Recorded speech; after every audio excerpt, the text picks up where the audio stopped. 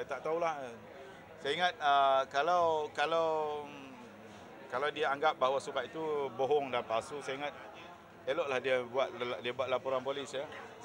Buat laporan polis kerana ialah ianya merupakan satu tuduhan yang serius kepada penjawat awam yang beliau saya anggap sebagai penjawat awam di waktu itu ya.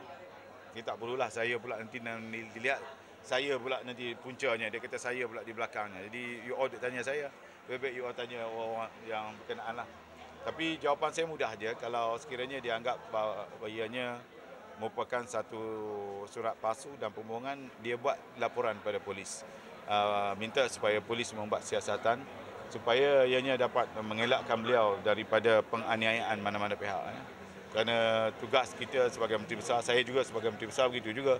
Kadang-kadang kita tak tahu ada orang menggunakan surat, orang buat surat palsu dan sebagainya.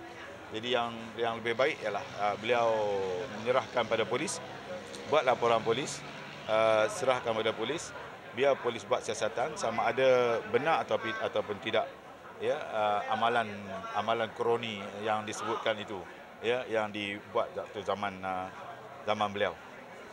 Okey.